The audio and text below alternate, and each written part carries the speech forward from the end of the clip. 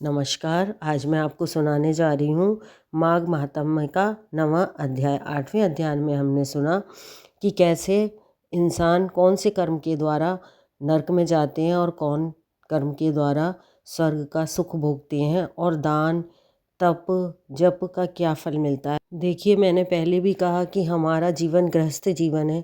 हम ज़्यादा कुछ नहीं कर पाते हैं, अगर हम चाहते हैं तब भी नहीं कर पाते हैं। तो हम अगर थोड़े से प्रयास से कुछ थोड़ा अच्छा कर सकते हैं तो हमें ज़रूर करना चाहिए।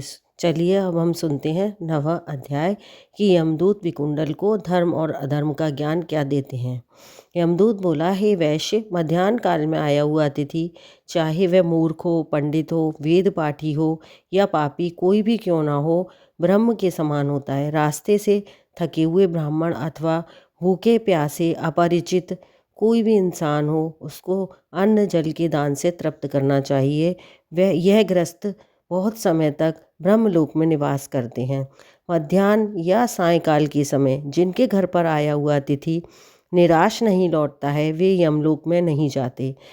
नहीं नहीं शब्द के सुनने के साथ लौटा हुआ अतिथि गृहस्थ के जन्म भर के इकट्ठे किए हुए पुण्यों को अपने साथ ले जाता है। मतलब हमसे जो बने हमें अतिथि के लिए करना चाहिए, उससे नहीं नहीं कभी नहीं कहना चाहिए। तो हमारे जितने भी अच्छे काम होंगे उनका भी पुण्य चला जाता है।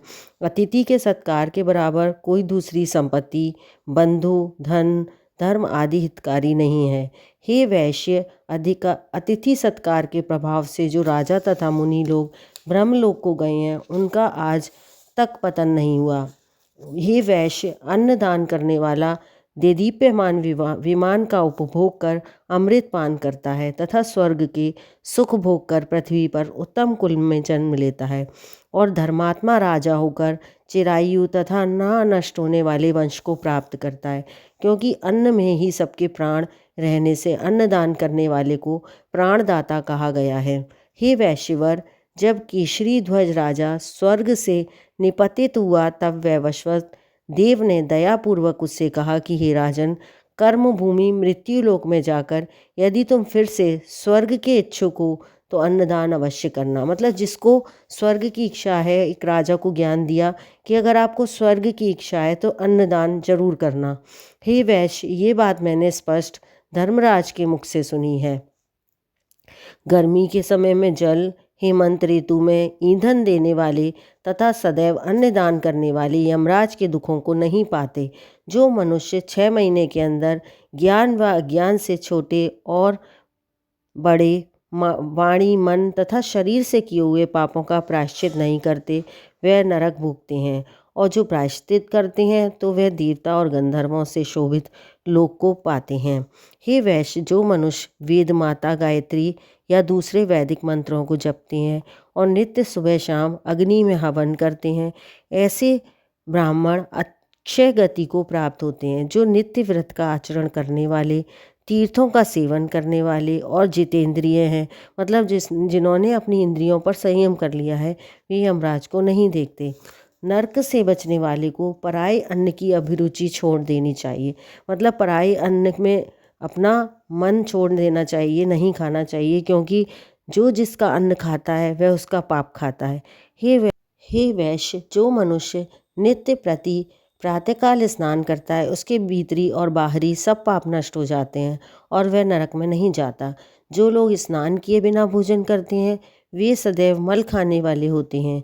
जो नित्य स्नान नहीं करते, उनके पितर तथा देवता उसके विमुख हो जाते हैं और वह नरक भोगकर नीची जाति तथा चांडाल आदि योनि में जन्म लेते हैं। जो लोग माघ मास में पर्व के दिन जल में स्नान करते हैं, वे ना तो बुरी गति पाते हैं और ना बुरी योनि में जन्मते हैं। उनके बुरे स्वप्न और दुष्ट चिंताएं भी सदैव निष्फल हो जाती हैं। मतलब कोई भी बुरा स्वप्न हो या आपको चिंताएं सता रही हों, वो कभी फल नहीं देती, निष्फल हो जाती हैं। हे वैश्य श्रेष्ठ, प्रातः स्नान से शुद्ध होकर मनुष्य माघ महीने में तिल, तिलपात्र और तिल कमल का दान देने से यमलोक में नहीं जाते। हे विकुंडल, पृथ्वी, सोना, गौ आदि 16 महादान हैं। इनका दान करने वाला मनुष्य स्वर्गलोक से नहीं लौटता। बुद्धिमान लोग पुण्य तिथियों में व्यतिपात और संक्रांति के दिन स्नान करके यदि कुछ भी दान करता है तो वह बुरी गति में नहीं पड़ता और संसार में गरीब कुल में पैदा नहीं होता। हे वैश्यवर, सत्यवादी, मौनी मतलब कम बोलने वाले, मधुरभाषी मीठा बोलने वाले, अक्रोधी जिनको क्रोध नहीं आता, क्षमाशील जो क्षमा करते हैं, नीतिमान अनिंदक प्राणियों पर जो किसी की बुराई नहीं करते, दया करने वाले हैं, दूसरे के पापों को छुपाने वाले हैं, पराये गुणों का वर्णन करने वाले हैं, दूसरों की में अगर कुछ अच्छाई है तो उसको बढ़ा चढ़ा कर कहने वाले हैं, दूसरे के धन को ना चाहने वाला, इस तरह के लोग नरक नहीं भोगते। दूसरों की बुराई करने वाला, पापी तथा उसका साथ देने वाला, खोटे व कठोर वचन बोलने वाला, परोपकार ना मानने वाला, किसी ने अगर आपके साथ भलाई की है तो उसको ज़रूर मानना चाहिए। ऐसे लोगों को तीर्थ सेवन और तप से भी पापों से मुक्ति नहीं होती। मतलब कभी भी किसी के परोपकार को ये नहीं सोचना चाहिए अरे उसने कर दिया तो क्या हुआ, ऐसे लोगों की मुक्ति नहीं होती। ये लोग बहुत समय तक नरक भोगते हैं। जितेंद्रिय और जिताहारी पृथ्वी के सब तीर्थों में स्नान करने से यमलोक में नहीं जाते। तीर्थ में ना पाप करें ना किसी की जीविका करें। तीर्थ में दान लेना और धर्म की बिक्री करना भी छोड़ दें, क्योंकि तीर्थ में किए गए पाप बड़ी कठिनता से दूर होते हैं। मतलब 10 गुना फल देते हैं अगर कोई पाप किया जाता है तीर्थ में, तो ऐसा पाप करने वाला मनुष्य नरक का गामी होता है। जो मैंने आपसे इन अध्यायों का वर्णन किया माघ महात्म्य का, इनको जो सुनते हैं दूसरों को सुनाते हैं, उनके सभी पाप जाने अनजाने में जो हमसे हो जाते हैं वे सभी नष्ट होते हैं और आगे चलकर हमें उसका अत्यंत पुण्य फल मिलता है और वैकुंठ की प्राप्ति होती है।